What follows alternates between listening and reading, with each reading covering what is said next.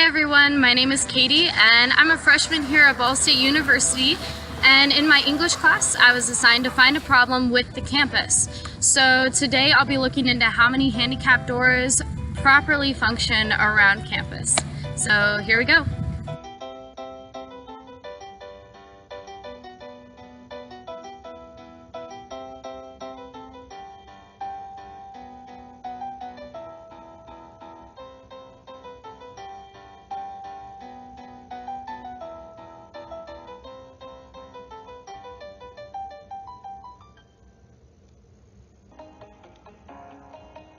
Walking up to the atrium, the button is an acceptable distance from the door. However, some problems are the speed of the door and that the second is diagonal from the first handicap door, which can be an inconvenience with the other people around.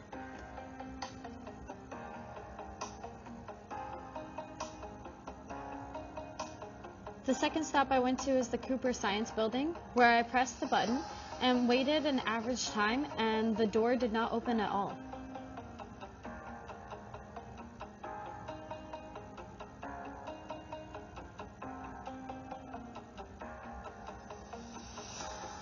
The Student Center had the handicap button at a decent location that was easily accessible, and the speed of the door was quick. The second set of doors were just as capable as the first. At Whittinger Business Building, the handicap button was a little far from the door.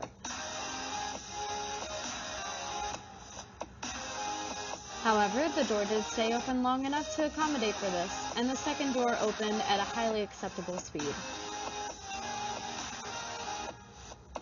At Bracken Library, the handicap button is close to the door, possibly making the person back up before going in. However, the second set of doors functioned properly. The second stop was Studebaker West, where the door took an excessive amount of time to open from the time when the button was pressed. However, I was surprised to find that the second door began to open without pressing a second button. Now at Lucina on the far side of campus, I was surprised to find that there is not a handicap access around the building, no ramps or handicap doors for a dorm that's occupied by students. At Robert Bell, the distance of the handicap button was acceptable and the speed was functional, but on the second doors, the handicap button was abrupt, which would cause some trouble when entering.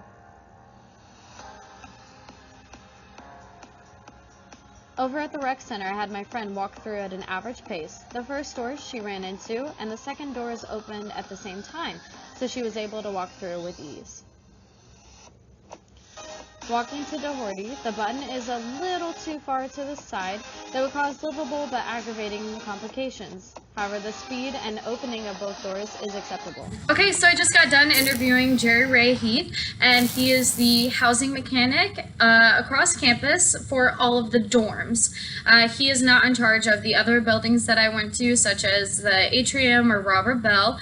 However, he did answer a lot of my questions over handicap buttons and how they function, work, and how the complaints come in, and some of his answers were pretty surprising. So on the first question that I asked if he had many complaints about the handicap doors not functioning, and he said that they get them pretty frequently. And he said he's been working here for 30 years and they're always a high priority to them. They always want to make sure that those are functioning properly for the people that really need them. Now, he said that they do have the equipment to fix these doors if there is a problem, which is really good.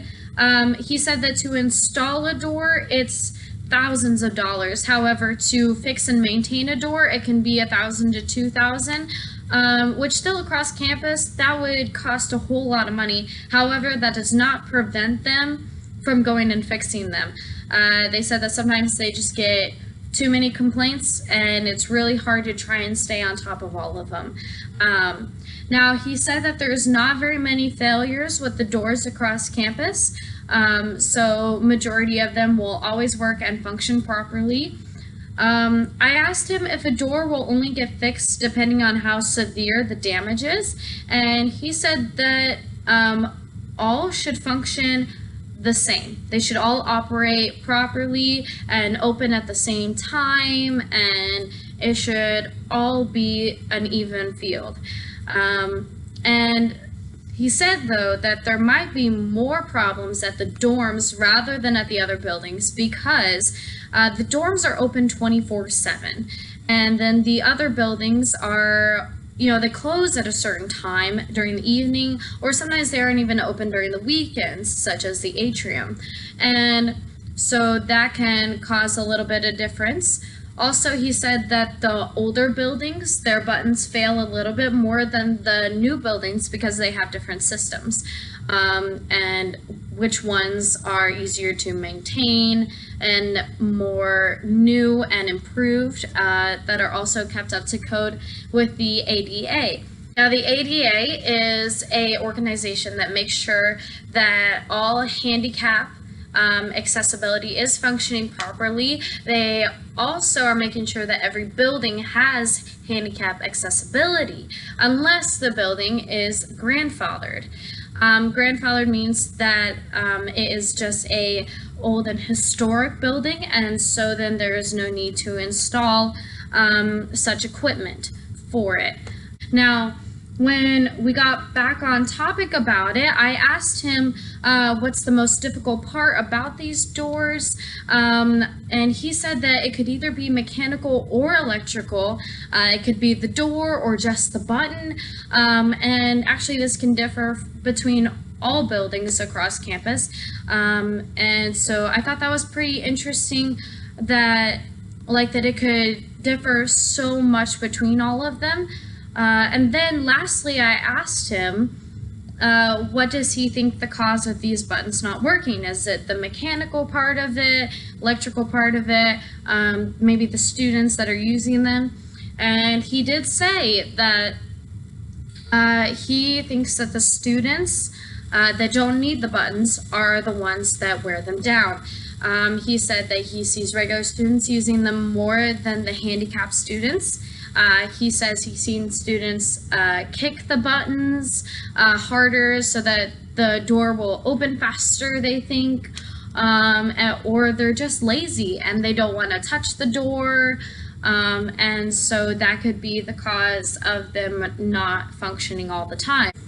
Now, the last part of the interview was pretty interesting because I asked him if he had fixed many handicap doors around campus, and he said that, well, many don't have failures and that usually they're fine and up to code, which this part kind of conflicts with what he said at the very beginning of that he receives many complaints about the handicap doors. I asked him to clarify on that, and he said that he wouldn't, so that was the end of our interview. So after the interview, I went out to campus and I asked staff and students if they press that handicap button when they really don't need it. And out of the 30 people that I asked, 22 said no, and 8 people hesitantly said yes. And the reasons for them doing it, majority were either their hands were full or yes, they were just lazy. Now, with these numbers being one incredibly high and one pretty low, it would indicate that the people that occupy this campus that really don't need the handicap button do not wear them down. So I guess that's all for our video today. Thank you for your attention, and I hope you all enjoyed it.